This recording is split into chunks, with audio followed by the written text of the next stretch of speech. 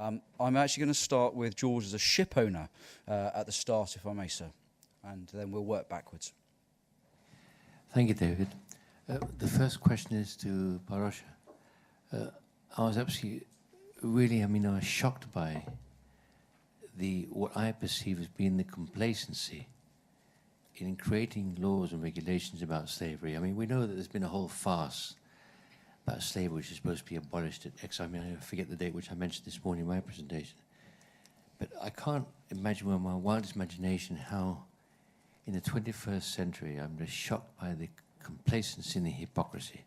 I mean, how on earth can you have a country like England come out with a law and regulation about slavery and then have to go and invoke a second law because it didn't apply to slavery within the UK?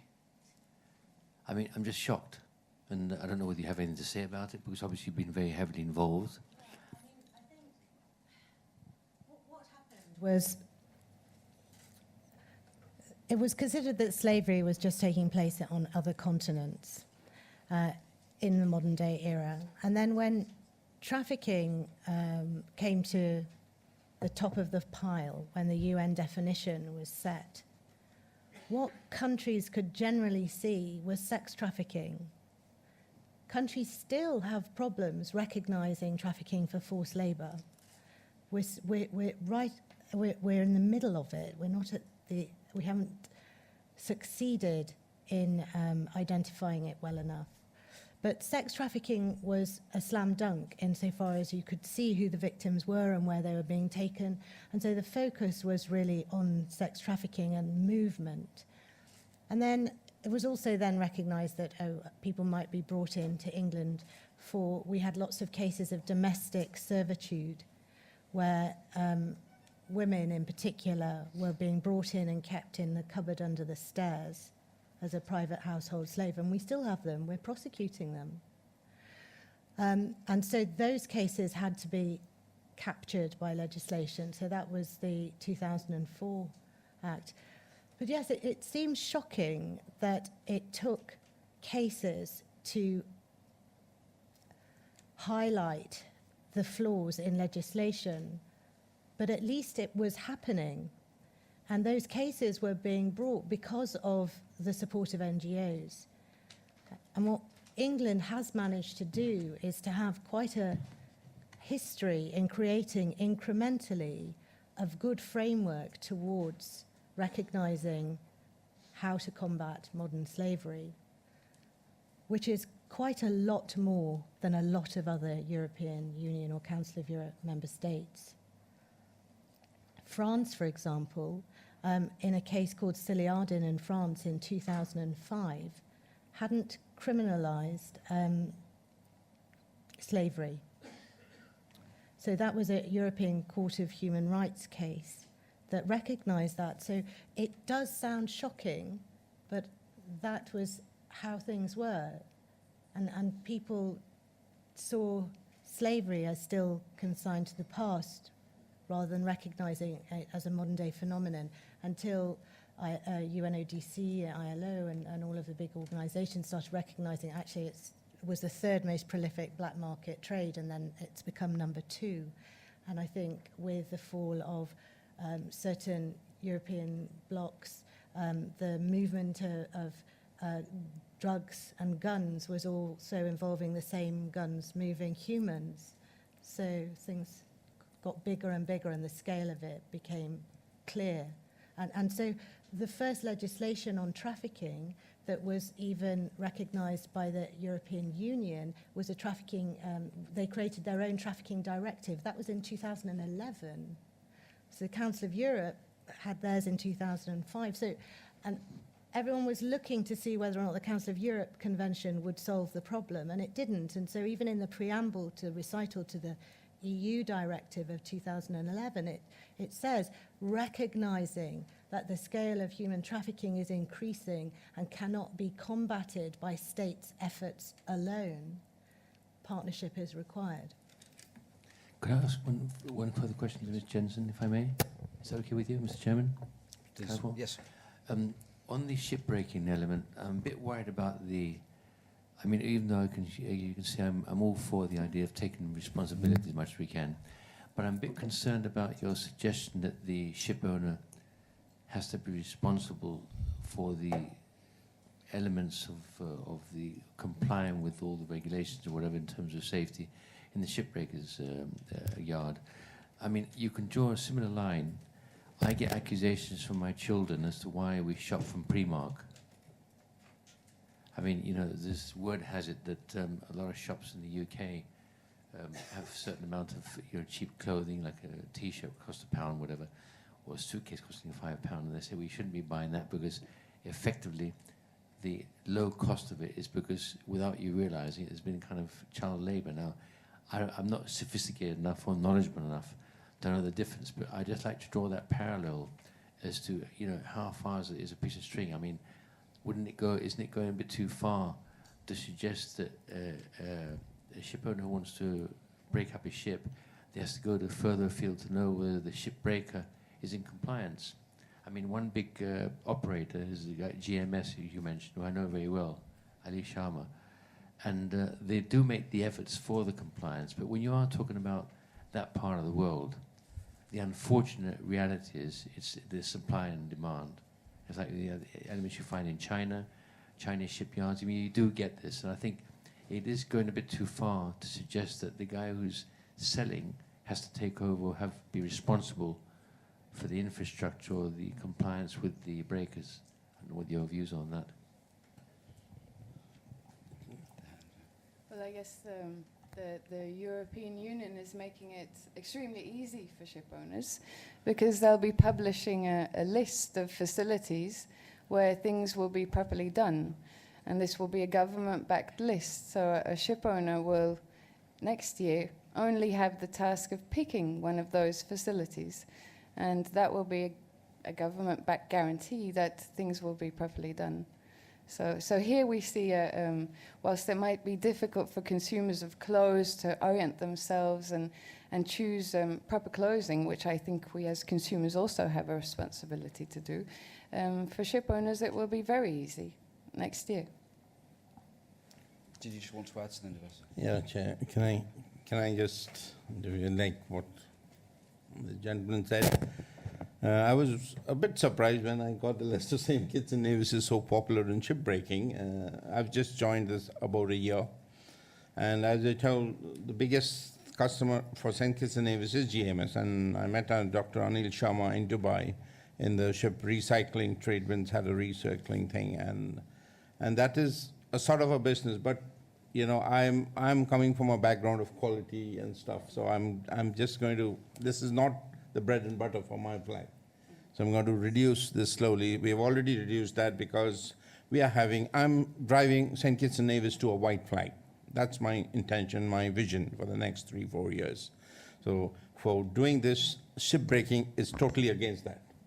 So what I've done is now I've already refused 3 GMS ships coming, especially in the Paris MOU areas. What happens is, now the problem is we are now being unpopular on the prices and the cost because we need all the certificates. A lot of flags do some certificates, they don't need it to go for beaching because it's the last voyage for the ship. So for this, what we are trying to do is, especially in a Paris MOU area, I'm not willing to take any shipbreaking ship back because the port state comes on board and detains it. And then it's totally a black impression on the flag. So I've stopped that, so we're slowly reducing. And the only thing is about, the welfare of the people, why this system is, these cash buyers, they're huge people. The whole industry started with these cash buyers. The owners are not sending it directly, they're selling it to cash buyers, and these cash buyers are only buying ships and sending it to the yards. They have no concern about seafarer welfare, they're putting new crew, cheap crew, and taking the ship somewhere, somehow. So they are not even bothered if the people, what condition they are going in. They are just interested in their business. So that's what, if a ship owner directly goes, it'll be much better than go through a cash buyer. But that's how the system is. Anyway, thank you. Well, Debas, I think you've got your work cut out in your new job. Next question, please. Sorry, I'm pointing at you. If you could just tell me who you are. I'm I'm Emma Snodgrass. I'm from the BBC. I know who you are, Emma. I know. I had a question about the human rights abuses prosecutions and whether there's any frustration about the number that are going through and how many there have been in terms of the maritime industry. I'm talking about human trafficking, sorry, not human rights. Well, I think it's right at the tip of the ice. I think it's right at the beginning. I don't know for sure, but I heard that there's a possible prosecution that's taking place in Ireland. But I don't know if that's correct because it's anecdotal. I think what we've recognised in the human trafficking community, I mean, I've been in this field for over a decade now, and I've been practicing at the bar for nearly 20 years, is that we have got lots of NGOs that recognise the support needs of victims of sex trafficking, victims of labour exploitation, child victims of trafficking. I think the focus needs to move now towards establishing some very significant support networks for victims of slavery and trafficking on the seas, so that there is a safe place, or even if for them to telephone, or that what somebody they know might have heard about it, that they can get some information and knowledge about their rights from. The point being is, only if a victim feels safe will they ever come forward and disclose what happened to them. Even a step before that is taking away prosecutions and the opportunities that may exist later on as we get more respect for this category of vulnerable victim. What perpetuates trafficking and slavery is the vulnerability of the individual, who is usually, in these cases, impoverished. So they're hoping that they will be paid. And it's a facet of the human condition that the longer we invest in something, the more we feel we have to stay there in order to hope that the outcome will come. And we've seen that in domestic violence cases. So there needs to be also some legislation, in my belief, that recognises the right to compensation for victims of trafficking and slavery, including those on the seas, to obtain recompense from those who trafficked or enslaved them, including on the seas, so that when they are going to be obtaining advice or information, it can be one of the things that they are told is a possibility for them, which may make them more willing or encouraged or hopeful of leaving this terrible condition to something that is hopefully better. So at the moment, there is no definite, clear answer to how many prosecutions or where are, are there some in the pipeline. I think we're at the really beginning of the scheme in terms of this category of victim, and what we need to do is find ways to encourage the victims to come forward and say what's happened to them and ask for help. I suppose one of the cases that I'm aware of is one in Scotland that's going through, or is meant to be going through, but seems to have had the impact of silencing the victims and silencing people who could talk against it. It's been going on for years now without any particular outcome, and I think there's a lot of frustration around that. It's difficult to know what to do. Just to add, it's extremely important that victim protection measures are in place in court proceedings when such vulnerable people are being asked to give evidence, and there's always a risk that they will fear reprisals later on. They're not generally in the country of their family, a family at home. They may have been approached by the people who are the traffickers or enslavers to stay silent. So it's going to take really quite some level of interest and of creativity and of continuing legislative enactment of across globally to try to draw together the strands to make sure that these cases can stick and that the victims can be protected and those who are responsible can be held accountable and those who are abused can be compensated. Thank you. Next question, please.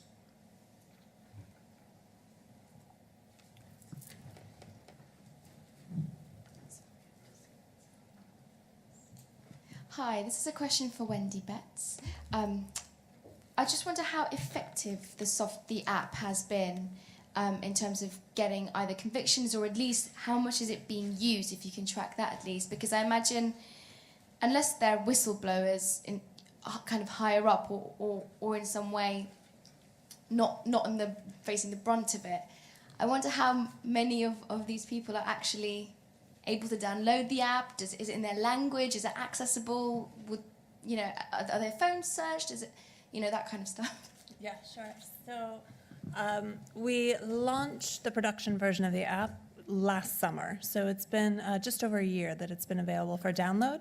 And our outreach really has been focused on organizations and individuals that do documentation. So we're really looking at groups in the field, in locations experiencing either conflict or gross human rights violations that are doing documentation, generally with photos and videos, suffering from the verifiability issue. So either they're not well known or the authorities are easily able to dismiss whatever information these groups do report, and have security issues. So the one thing I didn't go into were the security features of the app. So there are a number of features to mask the existence of the app and whatever information they've collected on their device. One being that everything goes into that separate gallery that I mentioned, so it's not visible in their standard phone gallery. And so we have been working one-on-one with these groups to understand their workflows, to understand how they're trying to use the information, the challenges they have, and then training their staff. So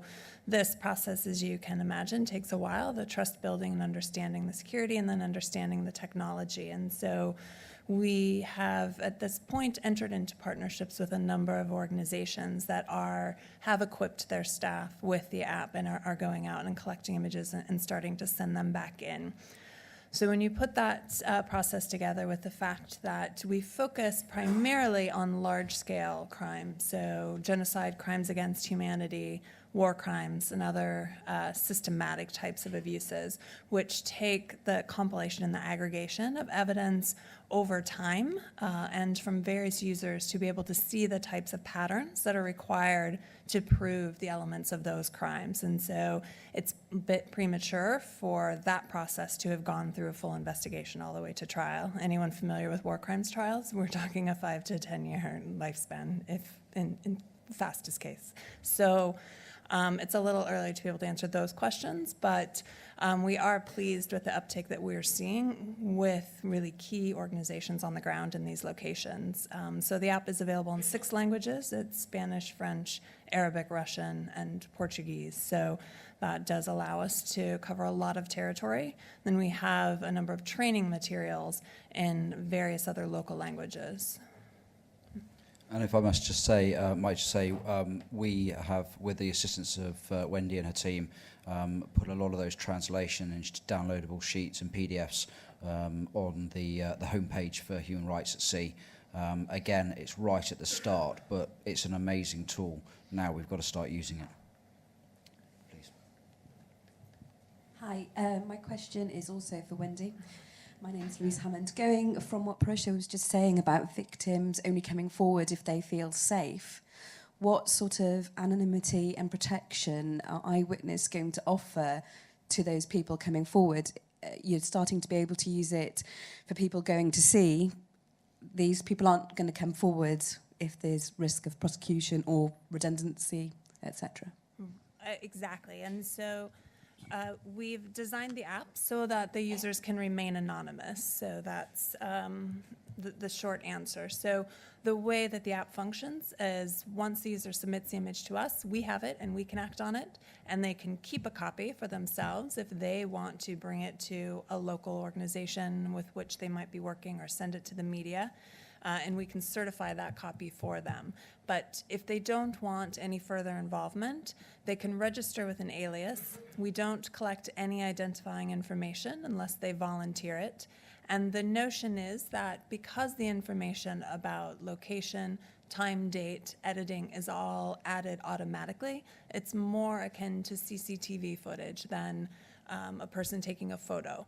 And so it depends on the jurisdiction that it would be entered into evidence into. So common law is still a little bit more difficult. They tend to still want the videographer, the photographer to testify as to that. International jurisdictions, civil law, a little bit more forgiving in that aspect. So it will be a case of into what jurisdiction it's being entered, to prove what and what component of the case. Is it meant to stand alone? Is it meant to corroborate other witness testimony, etc.? So, but it's designed that the user can remain anonymous. I'll take a question from the back. Sorry, I've got lights in my eyes, so I'm going to point to you at the back, please, sir.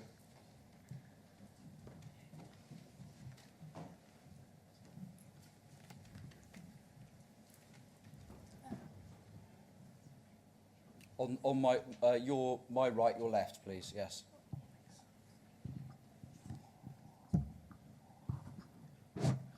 Now, this is to that Alang and to St. Kitts Nevis both. I just want to point out something.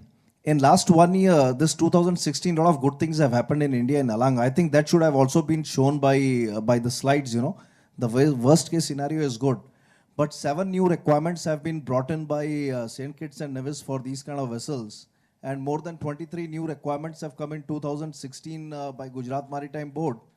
And there are 4 yards which have been certified by NKK as green shipyards, you know.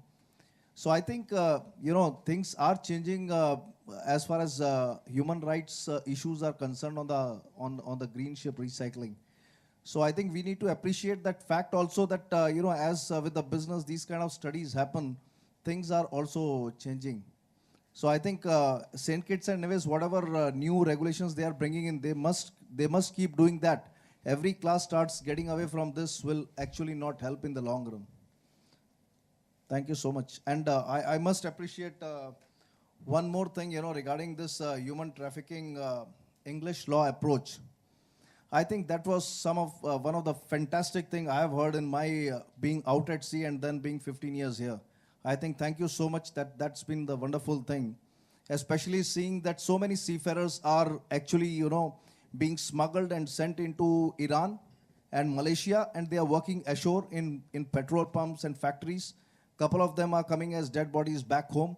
About more than 70 seafarers die like this every year, you know. That's the figures of India only, I am saying. So there are more than 2,000 seafarers unpaid dues of last 2 years in Iran. So these things are happening, and I'm thankful that this particular issue has been highlighted here. Thank you. Thank you. There's another question at the back, please. Thank you.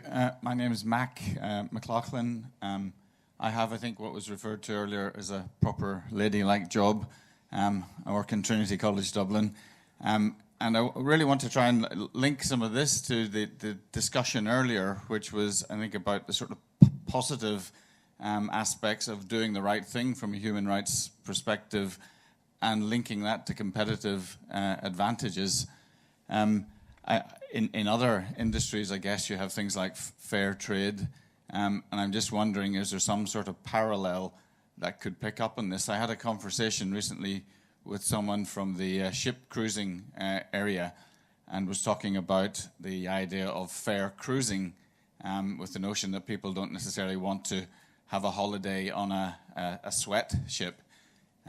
They thought it was a very bad idea, which made me think it might be worth pursuing.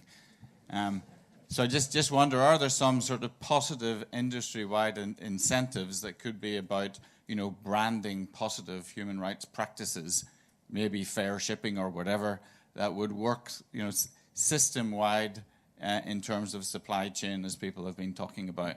Maybe there are some initiatives like this already. I'm actually going to take the answer on that. In short, yes. You're ahead of me, and we haven't yet put it out into the public domain. So watch this space. Please. Sorry, could I have a mic down the front, please? Thank you.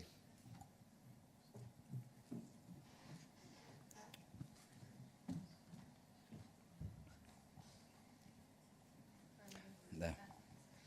It's keeping our events team fit. Thank you, Caroline. Good evening. My name is Nelson. I come from Panama, and having seen some figures concerning countries such as St. Kitts and Nevis and Panama, I would wonder whether it would be interesting to know also who the ship owners were. That's the first question. The other question is, what's the difference that the panel find between the human rights of those being seafarers and human beings that are not related to the shipping world, and if any members of the panel feel that this is a signal to see that a new specialty has been, born, or whether there is any international feeling that probably a conference could be convened in order to approach these problems. Well, I'll probably start, starting with your last point. As I said at the outset, when we looked at this issue explicitly of human rights at sea in 2013, there was no international platform. There was no advocacy about it. There was no bringing together of partnerships where you looked at investigations, and the welfare organisations were supporting projects in relation explicitly to human rights at sea. So is it new? In that respect, yes, in terms of actually actively using those four words and it becoming, we hope, common language. But has it always been there? Yes, it has. It's always been there in the background. The Maritime Labour Convention has been mentioned, and for the record, we support as a charity all efforts to ensure that seafarers have their labour rights fully supported. You'll find in the MLC, if you actually do a word search, the word human rights do not appear once. So is it something new? No, it's not. But are we now talking about it as a new subject? Yes, we are. And to be honest, we should have been talking about this a long time ago. And my final point is, as the CEO of the charity, if you as an audience in all your different guises are talking about human rights at sea this time next year, I don't need to exist because I've done my job. So in that respect, it is very new. But it's always been around. Human rights are fundamental. Is there any possibility of an answer to the first question? First, start off by asking the St. Kitts and Nevis representative to kindly bring this issue back to the Prime Minister, and will await with great pleasure an official announcement of the St. Kitts and Nevis Register that they do not want to be linked to dirty and dangerous shipbreaking. That would be extremely good, and we would congratulate you for that. Then regarding the ship owners that have sold vessels under the Panama flag, our data is available on our website, and you can extract from the Excel sheet all the Panama flagged vessels with the name of the owner, the registered owner, etc. Yeah, but I was meaning that when we publish the name of the country, then we are probably exposing the country, but we are not exposing the ship owners, who are probably the responsible one, because they take decisions without the country knowing that they are going to do that.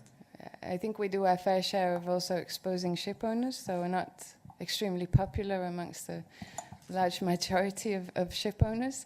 So we do our fair share of naming and shaming also with the ship owners directly, but then the flags also do have a responsibility to make sure that ship owners follow and act responsibly under their flag. So whilst the prime onus is on the ship owner, I agree.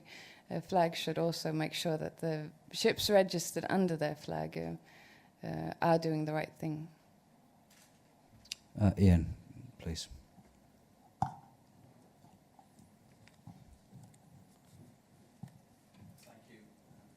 Ian Millen from Drive Maritime, and also president of the Propeller Club here in London, which has an interest in the well-being of seafarers.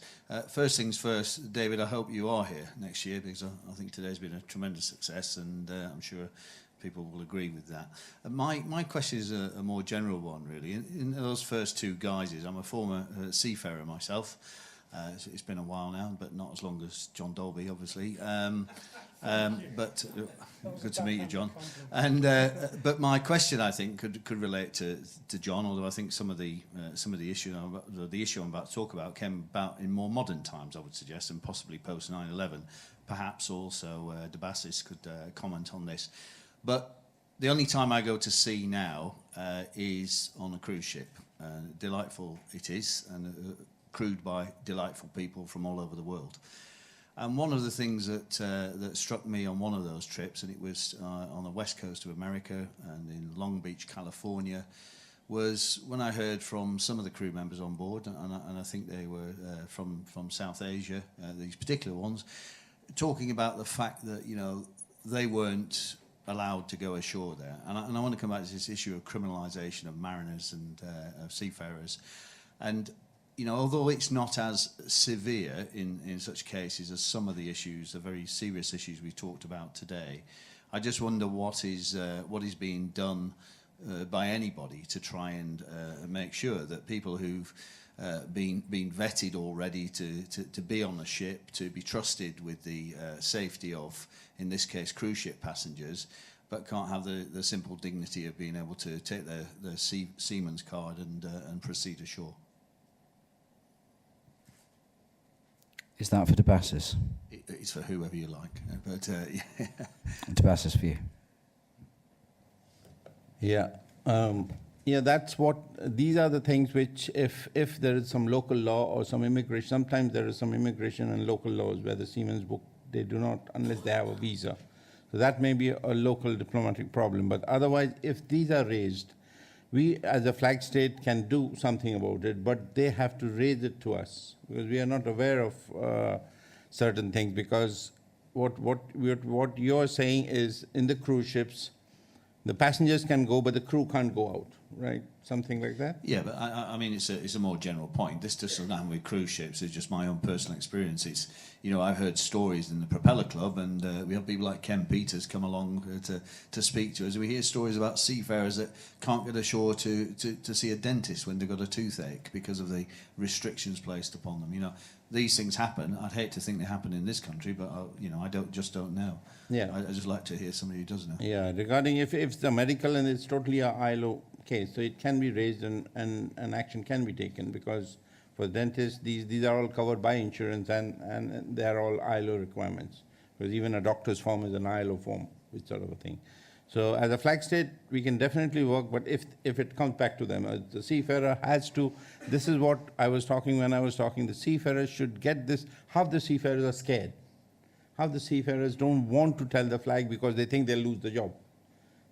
They can be anonymous. We just need the information. We can action it. We, as a flag state, we have the powers because we are the government. So we can do and put some pressure and get the things done by the ship owner. If something of human rights is there, MLC is definitely going to cover. But we need to know what is the exact situation or what sort of a thing. So even an email, that's why in our website, I've changed the full new website now, because a lot of things are changing now when I've taken over. So there is a full mail. My mobile number is there on the website. So I'm accessible to anyone in the world. So if there's things, just call or email or anything like that. So let us know, and then you see the action. So that sort of a thing we can do, because if it is a real problem for a seafarer welfare, it has to be taken care of. The flag is responsible. The flag doesn't do anything, that's a different thing. Some flags you call, you won't even get a reply. Yeah. So here at least we have a system that if you send an email, you'll get the reply within hours. If your question has got some action to be done, then we'll come back to you and say that we are dealing in it, we'll get back to you. And again, it's not aimed at any flag state or anything, it's a general point, and probably the seafarers charities are the ones that come across this the most. Yeah, Thank all right. you. Okay. Thank you. Sir, question here, please.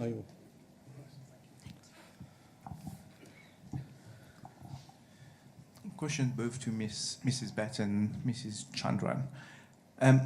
Mrs. Betts, first, the apps is absolutely fantastic, but yet to be tested in a court of law, if I understand. Would your association bring forward prosecution regardless of whether the complainant comes forward or not? Would you initiate the action in a court of law with the evidence you've got from that apps, which seems to be meeting all the tests, the evidential tests, which is the integrity test, the authenticity test, and the evidential value test? That's the first question. And second question, speaking of compensation for victims, I am not very conversant with the Modern Slavery Act of 2015, but we have a legislation, Mauritius, the Competition Act, which provides for hefty fines against corporate societies who breach the fair trading acts, for example. Would this Modern Slavery Act provide for monetary compensation, which could be redistributed as compensation for those victims of these acts, which would be criminalized by the courts here in England? Wendy. Yeah, sure. So we do not conduct our own investigations into the information we receive. So what we do is review it, catalog it, tag it, and we serve as more of a clearinghouse of evidence for investigators, prosecutors, or defense counsel. And so investigations that are underway, those personnel can come to us with research requests to see if we have any information relevant to cases that they're looking into, or if we start to amass a significant amount of information that does seem on the surface to indicate criminal conduct, then we would seek out the appropriate body to investigate further. So that's the primary approach. So we don't initiate our own cases. We also, for partners that we're working with that do pursue cases, then we support their work and their efforts. So if they're representing a claimant, then we follow those instructions and we provide whatever information they need for that. So generally, the cases that I think we would be looking at and where we would provide information to investigators would be at a higher level, like an international court or a UN body, so there wouldn't necessarily be an individual complainant to take instruction from. Thank you. In respect of compensation, we've got really good provision, actually. What was happening in all of the criminal prosecutions before the Modern Slavery Act was that when a person was convicted of trafficking or slavery, then the prosecution was usually asking the court for a confiscation order, which would be to take the assets, the criminal assets from the perpetrator, the convict, but those confiscation orders were to put it into the purse of the Crown. And so it was very frustrating for those of us in the trafficking community that the victims of trafficking who were taking every risk to give the evidence were not being respected in that procedure. And then it was expected that somebody would advise them somehow how to get compensation one day. That was taken on board by the Modern Slavery Act. And there is a wonderful provision, and it is called Slavery and Trafficking Reparation Orders. And what it does is it gives the court the power to order a slavery and reparation order where any person has been convicted of one of the relevant offences, namely slavery, servitude, forced compulsory labour, trafficking. But, and this is the brilliance of it, it puts a duty on a court to give reasons why it is not making an order. So right off the bat, the judge knows they're going to have to do it. Otherwise, they're going to have to do the hard work of actually giving reasons for not doing it. So it's a very clever provision. Ladies and gentlemen, we've got time for one last question, and then we're going to exit out after some closing remarks. You've already spoken, I know, Matthew. Irini, please. Sorry, at the back. Thank you. I'm Irini Papanikolopoulou from the University of Milano. And it's probably more a remark than a question, although it is addressed to the whole panel. I have enjoyed very much this conference, but it seems to me that we still lack lots of information. Lots of information I'm not sure whether the industry is generally good or bad. I've heard different accounts. I'm not sure whether some behaviors are generalized or are the exception. So I guess that those who have to take action probably need to prioritize action and need to understand what is the relative weight of every behavior, what is the relative weight of every problem. So I'm asking you, how can we collect more information? Certainly holding another conference would be great, but apps like a witness can help. I wonder whether it will work in the maritime environment, because I'm not sure mobile phones work at sea the same way they work on land. So maybe people need to go to ports to connect to their provider and send the information. Or maybe they can be confiscated on a ship, so probably it's easier to control what happens on a ship rather than to control what happens on land. So how can we collect more information that is reliable and that can lead also to prosecutions? Do you have any ideas? Thank you. So in terms of being able to use the device on a ship, it's designed so you don't need data, you don't need a SIM card, you don't need access to anything. It's actually the hardware of the phone that's collecting the information automatically and storing it locally. And so it's not until such time as they want to transmit it that they would need to have Wi-Fi. And so it can stay securely stored in the device until they have access and are able to send it off, most likely when they do reach shore. In terms of the control over that, that's actually very similar to the other risks faced by human rights defenders in any context. Things are confiscated at checkpoints, offices are raided and equipment's taken. So it's unfortunate and it does hamper the use of something that does require them to have the device and be able to access it. But it's not a problem, I would say, that would be unique to seafarers. So I think the app still remains a viable solution to collect information. But again, there's different types of information that I think you would need for the various types of issues that have been raised today. So maybe open it up to the others to talk about ways to collect please. that. Yeah. Just to add what Wendy says is about regarding your information about all ships are fitted with the email system. So there's email and phones are there in all ships, even at sea. Also, we have AIS, which is Automatic Identification System of Ships. So I have it in my laptop. You tell me a name of the ship, I can find it out, where it is, which location. When you click on that app and it shows you, it'll tell you where it is going, which flag it is, who's the owner. So these are all available. There's also long-range identification tracking system called LRIT, where we track all our vessels. Like we have 700 plus vessels in our registry. And if you come to my office, you'll find in my screen a television, and I can see all the ships where they are going. So the technology has improved. It's not like that if you want to get any information, and if there's any information regarding any non-conformities or which the owner of the ship is not complying, it will come in the port state control report, and that's on the website. So you'll get the whole report of the surveyors on the website. So you can see every deficiency of that ship, in which port it went, which country has attended it, and what all he's given, and how they do a corrective action. So there's a whole lot of detailed things. They are all included in International Safety Management, which is called ISM system, because all ships over 500 gross tons have to have an International Safety Management, which is the audit system. So they have to have a system in place, and that has audited on ship as well, 2.5 years on ship, and every year in the office. So these are the systems. What for your information will help you that we can track everything what's going on board. Thank you. Okay, ladies and gentlemen, I'm going to stop matters there. I think it's testimony that actually for the first time we've overrun by 3 minutes, but it's testimony to the interest and the questions being asked, which we can continue on with. So can I just ask for the usual thanks to our panel, please?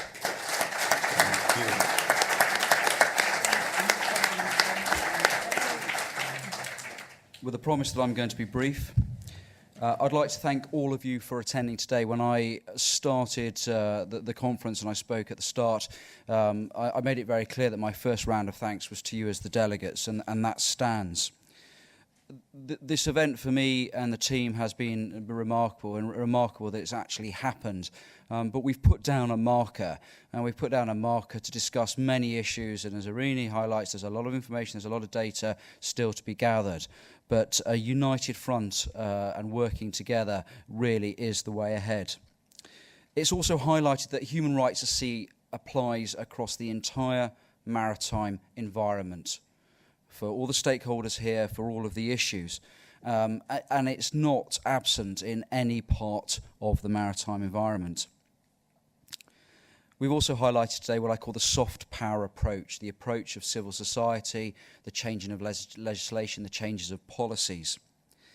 And if nothing else, we've brought together a number of people. I've been privy to a number of conversations where connections have been made today, which I hope for those organisations will grow. Education is key, and that's throughout the supply chain, from academia to Generation Z as it is now. And awareness, we will continue, along with our partners, to produce publications objectively and factually delivered to fill the gaps until we can get, as Parosha says, better legislation. My warning to you, there's no space here, and this is my personal opinion, for isolated approaches or protectionism. We absolutely must work when we can together, and barriers need to be knocked down between organisations, associations, and perceptions need to be managed, because of course perception is truth, as opposed to truth being truth. The threats to the welfare organisations that have been highlighted today, as well as the benefits, need to be addressed. And I would say that those threats need to be removed very quickly, and that can be done by uniting against those threats. There's also got to be deconfliction on our work streams, because nobody likes doubling up on work. And indeed, in London International Shipping Week in 2015, I made the suggestion where we called for effectively a welfare and civil society roundtable. Shipping industry has it. International Chamber of Shipping, BIMCO, Intermanager. Is that right? Is Cuba here still? No, it's Cargo Intertanko, and I stand to be corrected. There's no reason why there can't be an NGO, civil society and welfare organisation roundtable. Again, unity in strength and strength in depth. The human rights at sea lexicon is developing, as we said right at the start. 3 years down the line, it's becoming common language. As I say, it's not just in civil society, it's not just within the shipping industry, it's now within the military environment as well. And I said, without, and no jokes, when my work is done, my work is done. The charity does not stay on and stay open when human rights at sea becomes that common language. And I just want to finish up with, there's a number of quotes. I've written many down, as I'm sure you have. But Neil Greenberg's, one of Neil Greenberg's statements, I won't say I'm fine anymore because that might actually reflect my true state of mind, but post-traumatic stress disorder. I was struck by the fact that he said that, and I quote, "The impact of junior leadership on reducing PTSD is huge." So, education, invest in our young leaders. Libby Woodhatch said we need to think about the people, not the fish. And Phil Bloomer said, broadly, the maritime industry is a laggard in terms of human rights. And that's telling, because it's not me standing up and saying it, it's people at the top end of their games saying it from a number of organisations. So I spoke about a call to action, and I'm going to stick with that call to action that I first highlighted, and that is application of human rights in the maritime environment at all times and without exception. And with that, ladies and gentlemen, I'd like to close this conference and adjourn to drinks. Thank you.